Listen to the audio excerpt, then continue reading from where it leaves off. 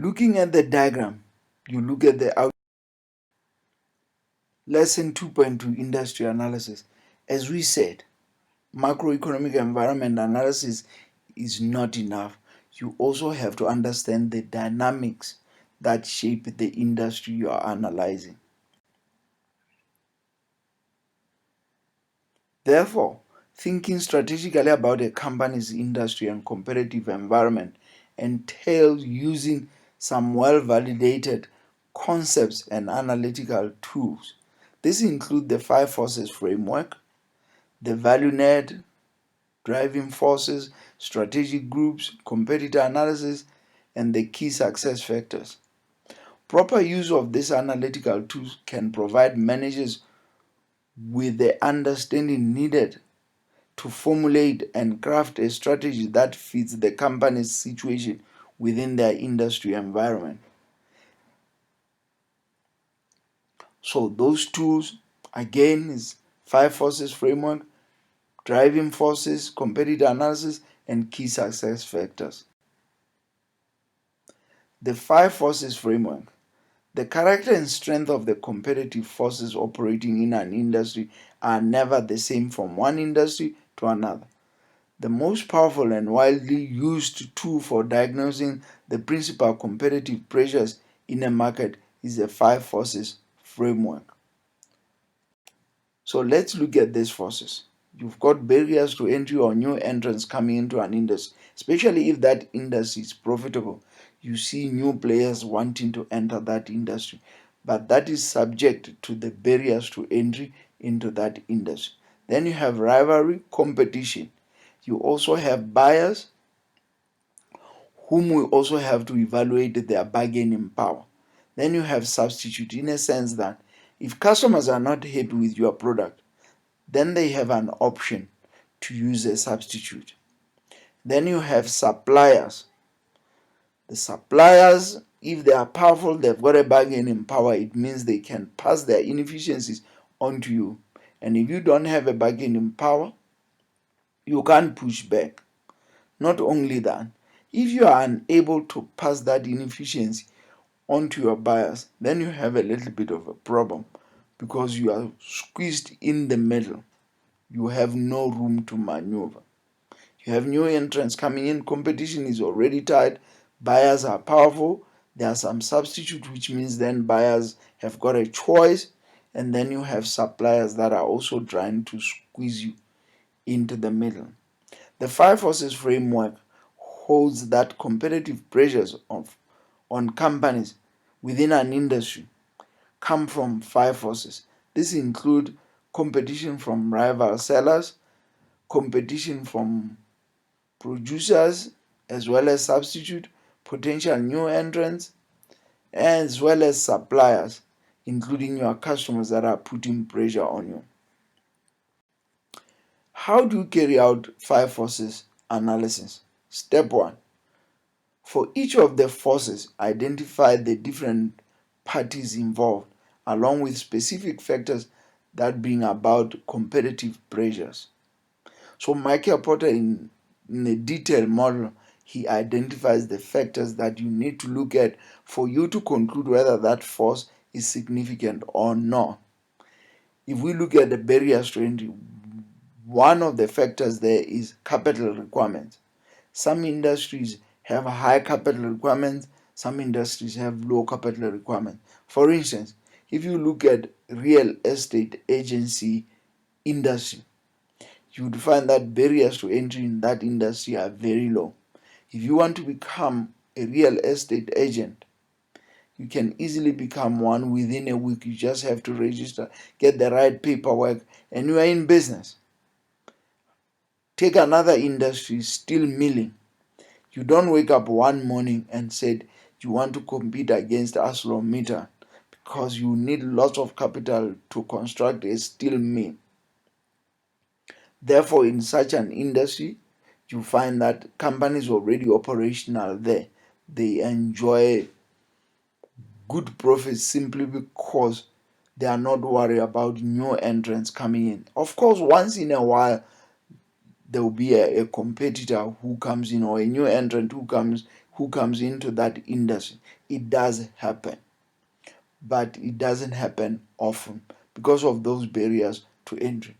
The next step then is to evaluate how strong the pressures stemming from each of 5 forces are, either strong, moderate, or weak.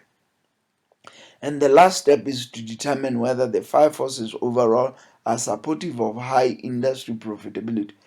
Remember, the whole idea behind industry analysis is to figure out whether you will sustain good performance. Will you be profitable, and will it be sustainable? If all those forces are significant, the chances are very high that profitability in such an industry is really low to non-existent.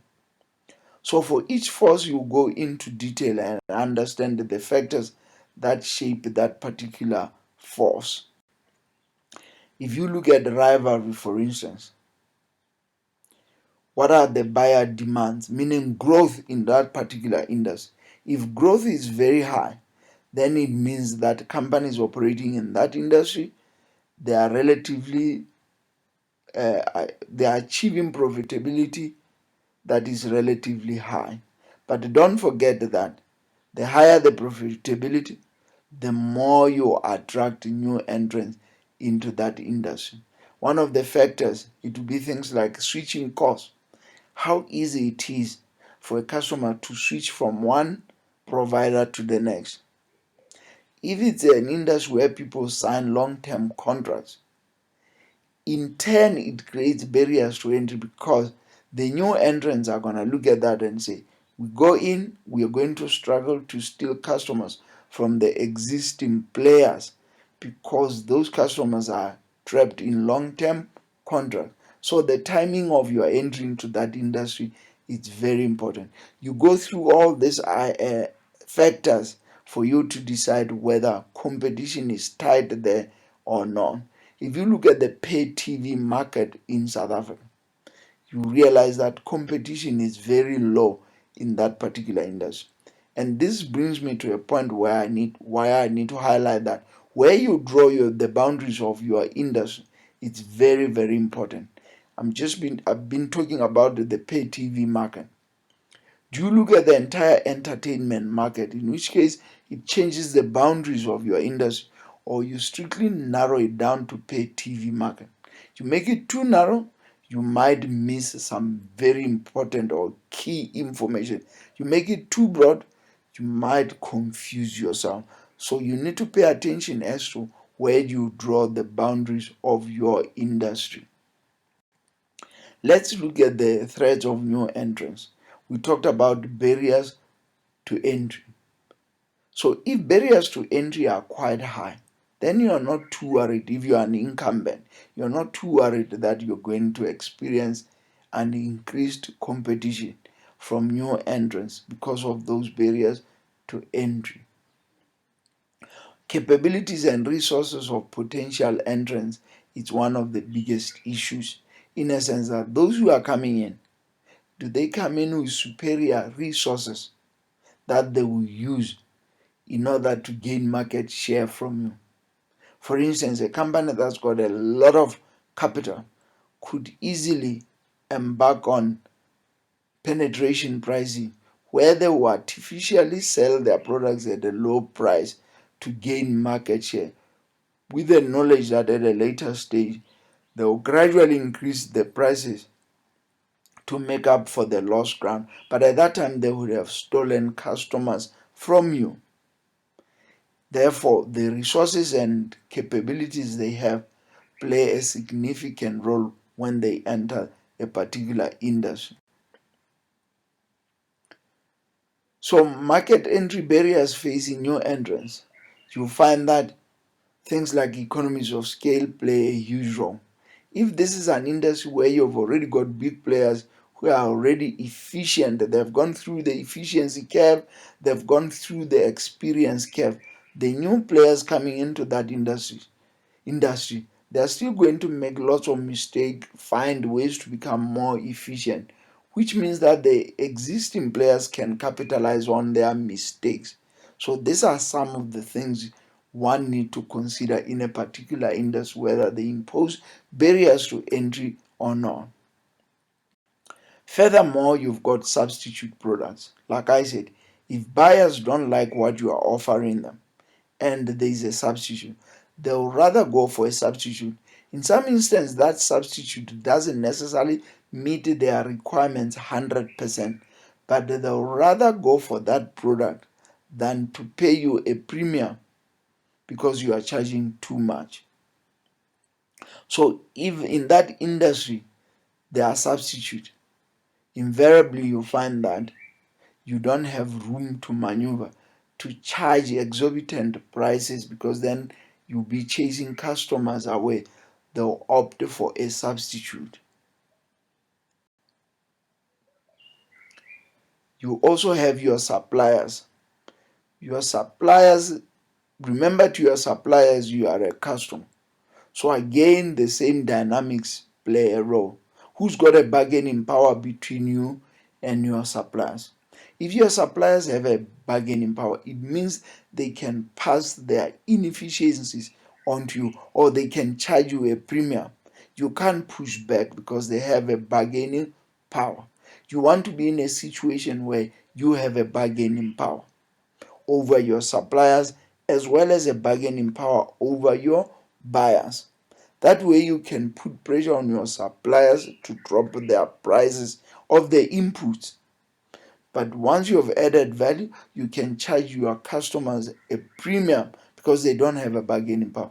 That is a very lucrative position for any company to find itself. However, that also attracts new competitors into that industry. And if those competitors then have superior capabilities, they'll come in full force to try to steal market share from you. And you better have the necessary resources and capabilities to defend yourself. Then you have buyers. Within this value chain, at the end of it, you have your buyers. Also, it depends on their bargaining power. You might find yourself in a situation where you have a customer who brings 60% of your revenue. Clearly, that's not a very good situation to be in. Why? Because when that customer say jump, you're not going to say how high. You're going to say, is this high enough? Meaning you have already jumped. Because they know very well that your entire business survival is dependent on them. Hence, we always say, don't put all your eggs in one basket. Spread your eggs across multiple baskets. Even in banking, there are rules when it comes to lending that no bank should find itself in a position where 30% of their loan book is held by a single customer, the so-called single name lending, because that imposes a huge risk to the bank. If that particular customer fails or go bellies up, that could easily bring the bank down also. And we don't want such a situation. So at any point, you need to understand your customers. Do they have a bargaining power? Like I said, you want to be in a situation where you have a bargaining power over your buyers. But in some instances, if you extend this chain, your buyers see you as a supplier. So if you analyze your buyers industry, which could easily be a different industry, especially for people who are producing things like components or offering certain services. Think of a cleaning service. When somebody is providing cleaning services to a bank, that cleaning company is a supplier to the bank. But a bank is a totally different industry from cleaning. So you also have to analyze the banking industry, understand the dimensions or the pressures that your customers is experiencing, because to them you are a supplier. They also carry out a similar analysis and say, who's got a bargaining power between myself and this particular supplier? And they will use whatever advantage they have. So you look at all these forces collectively and understand the nature of the industry within which you are operating. If all these forces are significant, the chances are very high that profitability in that industry will be very low, or financial performance will be low, and it will reflect that most of these forces are significant within this industry. For you to charge a premium and find opportunities to make more money within that industry, those chances are limited. So, assessing whether each of the five competitive forces give rise to strong, moderate, or weak competitive pressures sets the stage for evaluating whether overall the strength of the five forces is conducive to good profitability.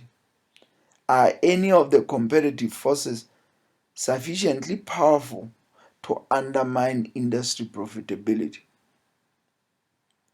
Can industry companies reasonably expect to earn decent profits considering the prevailing competitive forces within that particular industry?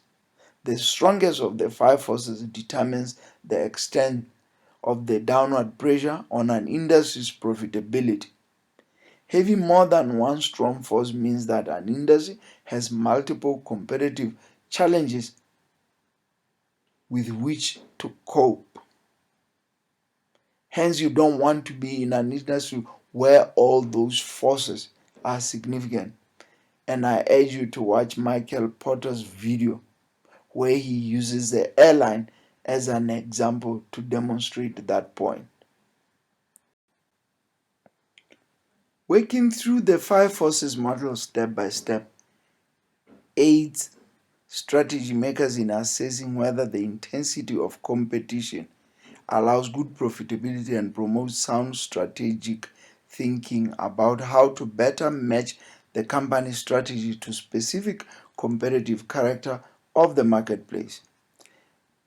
And a company's strategy is strengthened when it provides some insulation from competitive pressures, shifts the competitive battle in the company's favor, and positions the company to take advantage of attractive growth opportunities. So, in conclusion, industry analysis allows for the company to understand the dynamics that shape that particular industry and whether the company's current position allows it to achieve good profitability and meet its performance targets. But you don't stop there.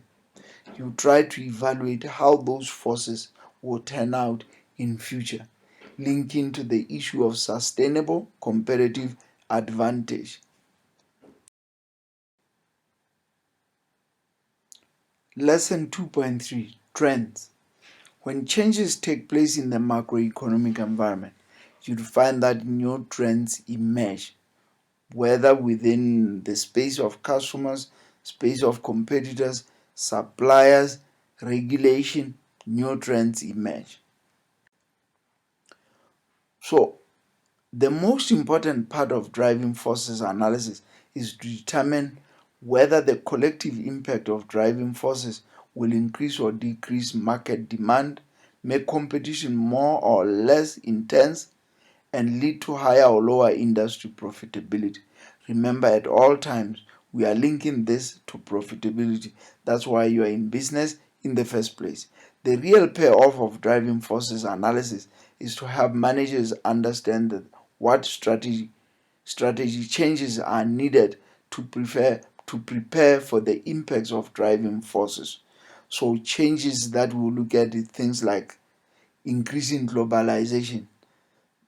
The boundaries between countries when it comes to trade are becoming blurred and blurred. The markets are becoming integrated more and more. The internet has brought new capabilities that were not there in the past. Things like cloud computing. It's making it easier for new companies to enter the market without necessarily needing huge resources to establish their own data centers or computer capabilities. Shifting buyer demographics. You would find that there are changes when it comes to demographics. Some countries, the population it's aging, hence they will need to adjust their products to match that particular population. In some markets, a bigger portion of the population is still relatively young. But not only that, economic capability in some industries, especially emerging markets, you find that they still have a bigger population that is still relatively poor. Therefore, you need products that match their buying power. Otherwise, your product will not move. You also have situation where you have companies that they have put lots of resources in a particular industry, and it's very difficult for them to exit that industry and shift resources to more profitable industries. What happens is that they will fight to the bitter end because it's very difficult for them to shift their resources to other industries. You also have other major trends shaping businesses today. Inter-industry competition. What does this mean? The lines between industries are becoming blurred. You see mobile operators and retailers entering the financial services industry. Mobile operators, whether offering payments or insurance, they may not necessarily offer everything that a traditional bank offers, but they still get a piece of action from that particular industry. So everybody is moving into everybody else's space. Whenever they feel pressure in their own respective industries, then they look around and see which other industries can benefit from the resources that they have, and then they endeavor to enter that particular industry. Freemium, giving things for free, it's no longer an option. It's an imperative of doing business. If you look at the apps, the way they get deployed, they use a freemium as a concept. The basic functionality of the app, you get it for free. For instance, you look at Zoom. Given this COVID-19 where people were moving on to online, Zoom became popular all of a sudden. And the first 40 minutes are free. But if you are going to hold longer meetings, then you need to upgrade to a premium version of Zoom. But they entice their customers by giving the tool for free so that you get the taste of how the tool operates. So freemium, you will see this concept in a whole lot of different industries. Amazon, on their Kindle books, you find that you get chapter 1 for free. And then when you get to the end of the chapter, you have an option then to buy the whole book, because by that time you know what the book is all about. Had they not given you chapter 1, perhaps that small summary at the back of the book is not enough to entice you. But reading chapter 1 presents a good opportunity to get you hooked, and it works. And Amazon has been making lots of money doing just that. Experience economy. Providing a good service, it's not enough. Customers are looking for an experience, whether it's at the movies, whether it's at the gym or the restaurant, are looking for an experience. Look at Virgin Active. The moment they introduce that kiddie section, a lot of parents now are dragged kicking and screaming into the gym because their kids wants to go play, and they are forced to go exercise so that their kids can play. It's no longer them now who are initiating the move to the gym or the visitation to the gym. Their kids are actually dragging them into the gym so that the kids can go play at the kiddies section. It's all about an experience they get out of that section. Restaurants do this all the time, whether it's singing for your birthday or any other activities. It's all about creating an experience. Sharing economy. In a lot of industries, you have got excess capacity, and some people are becoming clever in selling that excess capacity. The likes of Airbnb and Uber, it's simply excess capacity when it comes to our property, or excess capacity when it comes to transport. And they came up with clever ways to sell that excess capacity. Gig economy and side hustle. There are projections that given the COVID-19, these particular industries are going to gain momentum. A lot of us are going to be freelancers, in a sense that when companies are under pressure going forward to cut costs, they are not going to hire personnel on a full-time basis. So they would expect to contract a lot of employees, which goes back to that concept of a gig economy. And to supplement our income as we become contractors, we're going to start our side hustles. And this will gain momentum post COVID-19 crisis. Platforms. If you look at the past 10 years to 20 years, companies that have done significantly well are platform based. The likes of Amazon, Alibaba, Apple, Google. What is a platform? A platform simply is a matchmaker. It brings the supplier and the customer together, and they transact, and they get a fee for facilitating that transaction. Amazon is a classical example. Amazon doesn't publish books, but you've got readers this side who come onto the Amazon platform to get books, and Amazon has to source those books from the suppliers or from the publishers, and it's matching the two or bringing the two together as a matchmaker, and they earn revenue out of that, and they make lots of money. Alibaba is no different. The likes of Apple, when it comes to say iTunes, they don't necessarily produce the music.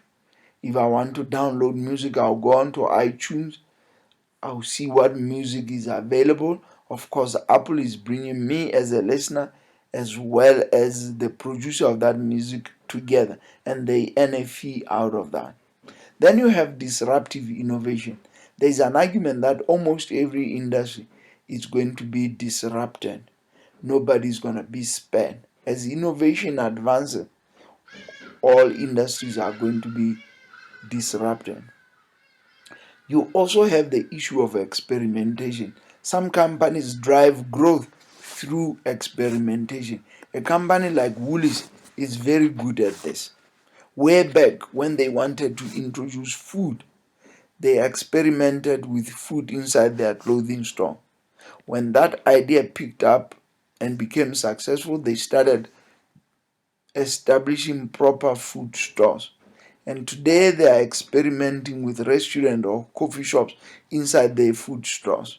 And it looks like that idea is also gaining momentum, and it's doing very well. So experimentation is another way of identifying the new trends that could potentially drive your sustainable competitive advantage. Once you have analyzed these trends, what is their collective impact on your business? Are the driving forces on balance acting to cause demand for the industry's product to increase or decrease?